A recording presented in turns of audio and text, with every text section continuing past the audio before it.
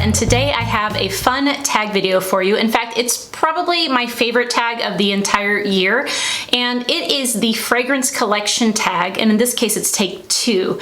Joss Jane is the creator of this tag, and the first round was towards the beginning of 2020, and so now it's kind of doing a second round to see how people's collections have changed over the year, and I think that's a super great idea. Also, I love watching these tag videos in particular. I pretty much just did a search for fragrance collection tag video when this first came out and watched all of them I could find, and just I love seeing everybody's different bottles and collections that they have, and so I will definitely be checking them all out again this round as well. But anyway, if you haven't watched Joss's channel before, I'll link that down below. I will also put the 13 questions for this tag down in the description box, and if you haven't done this ever, or if you haven't done round 2, then consider yourself tagged because I want to watch your video. Or if you have Instagram, put it on there too and I'll check out your post. So anyway, let's go ahead and get into the tag. All right, so first up is the newest fragrance in your collection, and for me that is Imaginary Author's Whiff of Waffle Cone, which is a fragrance that they released for the ice cream shop called Salt and Straw, I believe. We don't have that here in Indiana, but I believe that's the name of the ice cream shop. And this one here is a gourmand fragrance. It's meant to smell basically like an ice cream shop, and you kind of get that. You get the vanilla, you get some like creaminess to it like you would from ice cream. I think that there's a little bit of like a cinnamon or something like that in there, as well as caramel, but I also get a woody note from this that I don't believe is listed. Yeah, so here's the notes on the back. And I don't see like specifically a wood note, but this one says ice cream shop note. So maybe that is part of what I'm getting, that's kind of like a woody vanilla vibe to it. But I do enjoy this. It smells a little bit similar to Memoirs of a Trespasser, which I also enjoy from this house. And in general, I really like a lot of Imaginary Authors scents. I think it's a great indie house from the US. So if you haven't checked them out, definitely do. Also, this one only retailed for $65, which, you know, that maybe isn't inexpensive, but it's cheaper than their fragrances normally are. So that was a nice little surprise as well. But yes, this one's Whiff of Waffle Cone. The next question is, which is the oldest fragrance in your collection? And the last time I did this, I think I interpreted that as like the one that I had owned the longest, but this time I'm gonna go with the fragrance that is like the oldest, like it's been around for the longest period of time throughout history, and that one would be L'Air Bleu from Guerlain. I just have a tester bottle here of the EDT, and this came out in the 19-teens. I don't remember specifically which year, but it was a long time ago. It was more than 100 years ago that L'Air Bleu came out, or I don't know how you say this. I'm saying it wrong, I'm sure. Anyway, this is a very floral, powdery kind of fragrance. I think that there's carnation and violet. I'm pretty sure there's probably iris in there too. There's a touch of that like Guerlain style vanilla in here as well, and a ton of other notes. I have no clue the full list of notes. I just know there's a ton of notes in here, but it comes off as a powdery floral with a slight touch of that Guerlain style vanilla and kind of their classic fragrances. But yeah, I think that's you know, the oldest one for sure that I have. I also have Mitsoko now, but it's a little bit newer than L'Air Bleu is. So that's the oldest of the fragrances that I have. Next is the most expensive bottle, and last time I did the most expensive in terms of like how much it retails for, but this time I'm gonna do the most expensive that I actually paid. And I paid full price for this particular fragrance. I think they do have sales occasionally, but very rarely. But this is from Ducita, and it's called Isara. And the reason why I paid full price for this is because I love this fragrance so much. It's definitely one of my favorite fragrances, period. And this is an herbal sort of pine-based fragrance. I think there's like some vetiver and musk and oak moss in here as well. It's very unique, especially within my collection. I don't have anything that smells like it. And it's addictive. Like I just don't want to quit smelling it when I spray it. So that's why I paid full price for this.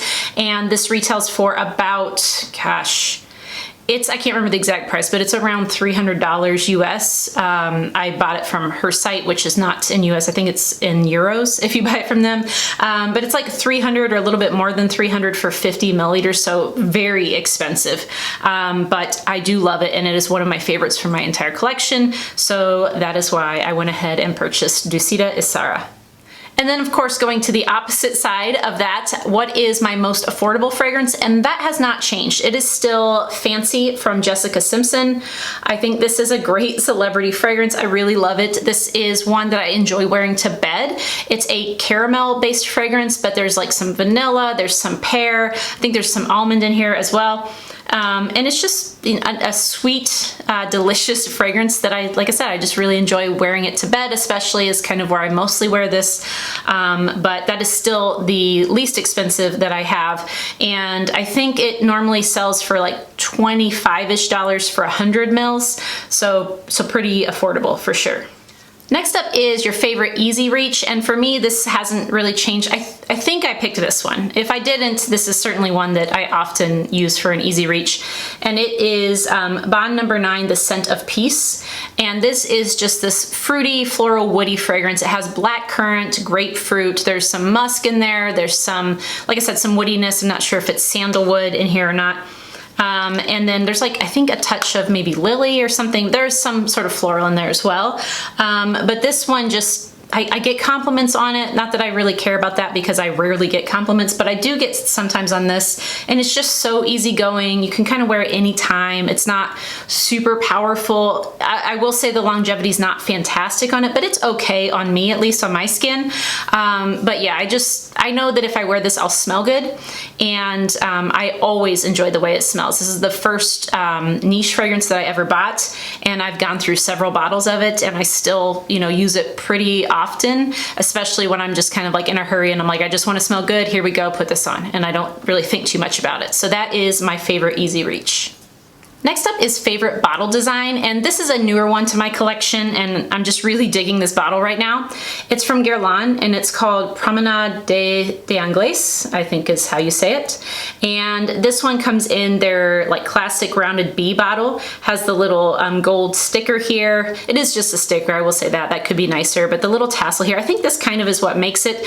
And then I have the stopper in it. It does come with one of those like old school, kind of like really fancy looking bulb atomizers, but those I've heard tend to allow for evaporation to occur significantly faster than it would otherwise, and so I'm just leaving the bulb stopper in here. That way it cannot evaporate, and I'm just decanting a little bit at a time. As you can see, I've decanted some to use out of a little spray bottle. But this is a pretty fig, citrus style kind of fragrance. Would be better for summer, really. I think there's also a touch of maybe iris or some sort of floral in there, as well as a little bit of vanilla, but mostly it's a fig fragrance with some citrus. That's the main thing I get from this. I think that the bottle is just so stunning, so classy, and currently it's my favorite to look at. All right, now we're moving on to the smallest bottle, and I do have a new smallest bottle because this one is only 15 mils, and it is Fragrance du Bois Oud Orange Intense. And I don't think that they sell the 15 mils anymore. I think when they kind of changed things up and switched from like it saying Eau de Parfum to Parfum on there, I think they quit making this size, but I do like this size. I think it's a good size, especially because their fragrances are very expensive. I own this one thanks to Hills from the Burrow Nerdy Fragrance Reviews. She was able to find this and decided that she wasn't going to keep it, so we swapped fragrances, and now it's in my collection. I honestly have only worn it maybe twice in the last several months that I've had it, but I do like it. When I sampled the Fragrance du Bois line, I'll put a link to that somewhere up here, down below, somewhere, but I did like a live where I sampled a bunch of their fragrances, and this was probably my favorite of the ones that I sampled, and the sandalwood one, but I prefer some of the other sandalwoods that I already have, so this was the one that I was interested in getting, and now I have this 15 ml, which is plenty. And now moving on to my largest bottle, it has not changed, and I don't think it ever will change because I will never buy a bottle this big again. It's massive, and I don't feel like I'll ever run out of it. It is Fève Délicieuse from Dior, and just real quick as a comparison, it's just so funny. Like, look at that. So this one is 250 milliliters, and this is 15 milliliters. So you can see there's quite the difference here. This is another fragrance I really like wearing to bed. This is predominantly a tonka fragrance because the name translates into delicious bean, like a tonka bean. There's also some vanilla, caramel, I think some cacao in there too. Maybe something a little bit nutty as well, but this is just such a nice, like a little bit spicy tonka fragrance. And like I said, I love wearing this one to bed. It definitely warms up on the skin. So if you've only ever smelled this like out of the atomizer or on paper, I highly recommend you spray it on skin because I definitely prefer the dry down when it warms up on my skin as opposed to the opening. Next up is best scent memory, and this time I decided to go with Prada Infusion de Iris, and that's because this reminds me of my mom, and I love all of my family, but I definitely love being reminded of my mom. This isn't like a super old fragrance. I think it's been around since about 2007, maybe. But when it first came out, I bought it for her and she's worn it since. And so, yeah, I just love it because it reminds me of my mom. I also love it. Like I love iris scents, which is why I picked it out for her in the first place. But yeah, that's my best scent memory because it reminds me of my favorite person, or of course, one of my favorite people. Also my dad and my sister and other people too.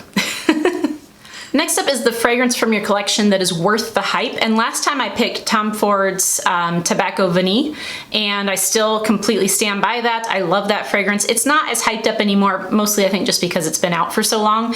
But one that I have that is currently, like right now, getting tons and tons of hype that is well-deserved is Kilian's Angel Share. I love this, you guys. I love it, love it, love it. I keep reaching for it more often than I should because I have so many other fragrances that, you know, I really enjoy and I want to make sure I'm wearing as well. But this is the one that I've reached for the most since I've gotten it. And it is, it's so good. It's so good. I am fairly certain that I'll end up buying another bottle of this.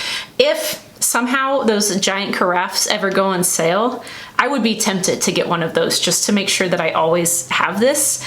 But anyway, the performance on this is fantastic, which is part of the reason why I think it's worth the hype. That's not always true for Kilian fragrances. A lot of them don't last a long time on my skin, but this one does. Like it lasts all day, and if I spray it on my clothes, I'll smell it when I go to do the laundry. So the performance on this is great. The notes in here, and I've reviewed this, so again, I can link that for you guys if you want to check it out, but there's like, it's a cognac sort of style fragrance.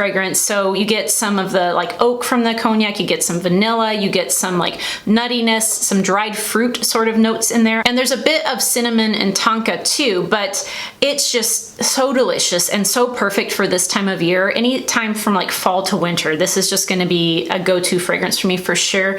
So although this is like massive hype train at the moment, it is well deserving of that hype. And it's probably, I'll go ahead and say, I think it's my favorite release of 2020. All right, next up is a fragrance that's not worth the hype. And I just decided to kind of lump in this whole house, and you guys are gonna be a little surprised, maybe. I feel like you might have noticed that I've started to fall out of love with this house, but I really have. And I think partially they did it to themselves by running huge sales nonstop lately. So it's somewhat, I guess, sort of devalued or like made you see how much more they were charging than they needed to on their fragrances. I guess that's the thing. So it's not worth the hype because I feel like it's not worth at least the full price tag, maybe the half off price that they're doing lately, it would be. But it's House of Sillage. So my beautiful little cupcakes, I'm actually down to only 2 now, and I had up to, I think, 6 at one point. So I've definitely fallen out of love with this house. They have a lot of pleasant smelling fragrances, but I never reach for many of them at all. The 2 that I have left are Haute Bijou, which is a mango type of fragrance. It's very fruity, has some heliotrope in there as well as I think maybe a little bit of amber, but it's mostly that like mango-y, fruity kind of smell, similar to Parfum de Marly Meliora. But the other one that I still have is Wonder Woman, which was a limited edition. That's my favorite of any they released. And the rest, like I said, they're pleasant. I don't dislike any of them, but I don't think that they're worth that price point. I know a lot of it goes into the packaging, of course, but like I said, they've been running sales nonstop, like 50% off, sometimes even more than that, but many of their fragrances in the signature line they've been having at 50% off lately, and so it kind of shows you like how much more they were charging than they needed to, so they're just making an insane profit on it. And I believe it because the actual scents themselves although nice, are nothing, you know, extraordinary or even niche quality. They're more closer to like the designer realm. So yeah, I've kind of fallen out of love with that house and let go of them because I don't wear them. And although they're so beautiful and I love looking at the beautiful little cupcakes, I felt like it was kind of a waste to have them sit there and never be sprayed because I had other fragrances that I enjoyed the scent of more. All right, the next one is your favorite fragrance from your favorite house. And although I'm not sure that this is still my favorite fragrance period, because there are a couple others that are in contention at this point, but I would say overall, based on the number of bottles I have, this would be my favorite house. And this, of course, is my favorite one from this house. And it is Guerlain Spiritus Double Vanille. And this is a beautiful vanilla fragrance. I think there's like some benzoin and incense in there as well, but mostly it's just this delicious, ever so slightly boozy, spicy, tiny bit vanilla. And it's beautiful. It doesn't have fantastic longevity. None from this line really do have fantastic longevity. They don't project a ton. They're not beast mode, but they're the most beautiful, delicate fragrances. And this one is so delicious.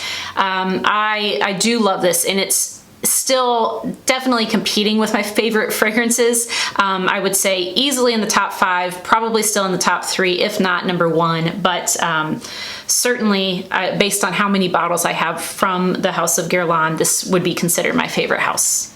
All right, and then last but not least is your most used fragrance. And last time I think I did my most used like period, like historically, which there are a few that definitely I have used more than this one, but this is a fragrance that in 2020 I think I've used the most, and that is Tom Ford's Lost Cherry.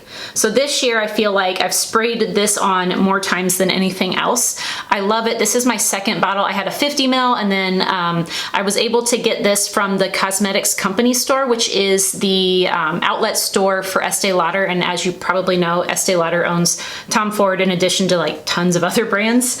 But I was able to get it 50% off, and they recently had them again because I went to my local one here in Indiana and they had them now, and I was able to pick one up for one of my friends. This one my friend was able to find for me at her store, which was on the East Coast, and it was months ago. So I don't know if they're like slowly working their way or if they're just finally hitting maybe the stores where this kind of stuff doesn't sell as much, because I'm sure Indiana probably sells less Tom Ford fragrances than a lot of the places in like New York and New Jersey and places like that do. But either way, they had multiple bottles when I went recently. I think they had 3 out. So if you have a Cosmetics Company store by you, definitely check them out, because they have not just Tom Ford, they have other fragrances as well, but pretty much everything's always at least 50% off. Occasionally you get slightly more than that. And for 50% off, definitely all about it, because even though the longevity on this isn't fantastic, it smells so delicious. Like the cherry in this is just juicy and mouth-watering. There's some almond, there's some tonka as well. The tiniest bit of booze to this too, but this is my favorite cherry fragrance still. And again, I think that if you can get it for half off, like I was able to, I think at that point it makes it more worth it. I know there's plenty of dupes out there and stuff, but I just prefer to buy the originals, and I love this one. I love it so much. Lost Cherry, I've worn it a ton. It's addictive, it makes my mouth water, and it smells like a juicy cherry.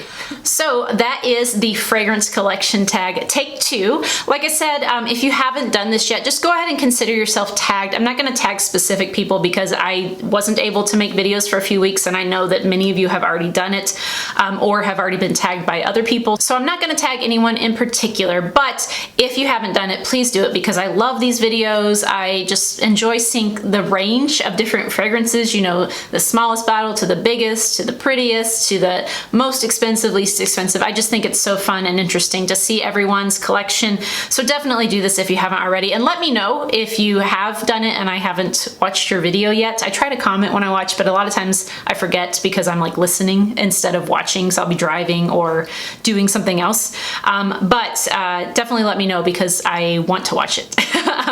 Anyway, thanks again to Joss for creating this tag in addition to some other fantastic tags that she's created. I really appreciate it. This is so fun, and I hope that you guys enjoyed this video. If you don't have a YouTube channel and you would like to answer these questions, I would love to hear your answers down in the comments below, so please do leave a comment. Let me know, do we have anything in common? Has yours changed since the beginning of the year, or is it mostly the same? Like I said, the questions will be in the description box so you can check those out and answer them. I would love to hear your responses, and as always, thank you guys so much for watching. I hope you have a great week. Happy Thanksgiving if I don't see you guys before then. I know that many of us will not be with our families this year, but I hope you can still find many things in 2020 that you're very grateful for, and I am certainly thankful for all of you and for my family and the fact that I'm still healthy and I'm still employed. So many things that I'm thankful for. But anyway, I digress. Have a great week. Thanks for watching. I'll see you next time.